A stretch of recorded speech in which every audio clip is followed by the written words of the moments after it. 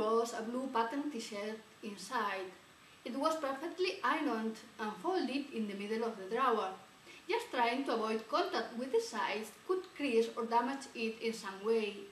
The t-shirt's blue was soft. The patterns seemed to be children's drawers, but as a whole, it was beautiful.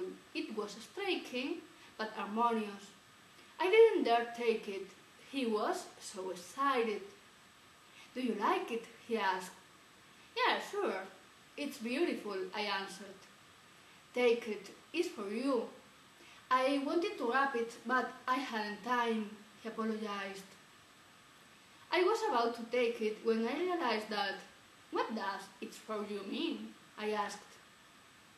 "Just to break the ice," he said naturally. I worked out. He was half naked, the bed next to us, and the t-shirt to break the ice. Things started. Luckily, he didn't realize what I was thinking about.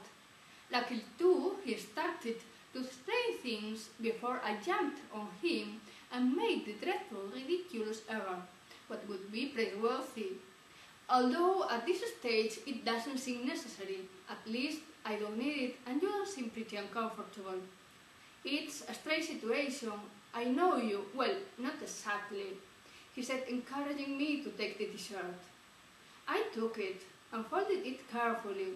Apparently it suited. "You don't seem surprised. Maybe you just know," he said. "Know what?" I asked. I asked with distrust because the man was very pleasant for the eye, but the yellow words, dubious methods to get the target were well known. "I can see you don't," he said. "From some time now, I dream of you." I could be full of myself if I didn't know what dream of someone meant in those days. Nobody dreamed except us. I used to dream about events, Priscilla about things, and Clara about people too. He sat down on the bed and kept on talking. It was a weird sensation. It took me a long time to realize what was happening. At first, I thought that something was going wrong, that I was going mad. As you can imagine, I didn't tell it to anybody. He said, pointing to his uniform. "Well, maybe you cannot imagine it. I don't even know if I should tell you this, but the dreams are about emergency, and you are one of these, they say, are sleepwalkers, so probably you are the one I can talk to about it. Anyway, now it's done." It had started months ago. At first, I didn't remember what I dreamt about. I only had the sensation of being working all night, and I woke up tired like a donkey. Afterwards, I remembered some details, the sensation of dreaming about you. But I still couldn't define nor how you looked like or what we exactly did. Later, dreams became clearer. I got to remember all that happened to us, and your face. And even though I didn't think that they were more than dreams, I knew that it wasn't a good sign, because me, just me, was trained to finish off with this kind of things. Of course, in trainings, they didn't explain it like I felt. They told me people that dreamed were more like you, at the margin. All my adult life belongs to the work.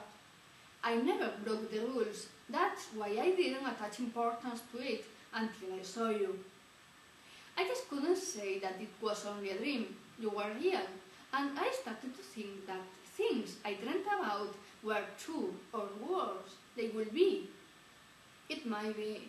Clara dreamt about people, but in the past. It was useful for our business. I didn't know anybody who dreamt of future. I even couldn't imagine that it was possible.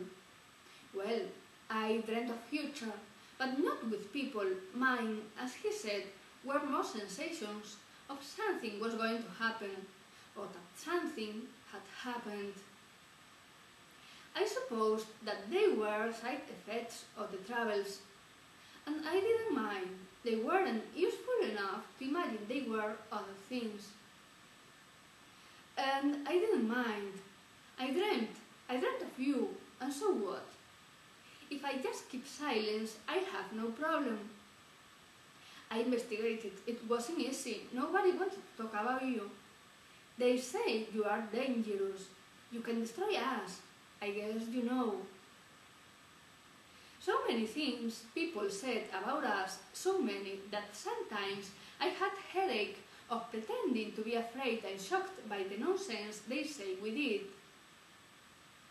And yesterday, he said seriously, "By the way, my name is Damian," he said, interrupting himself.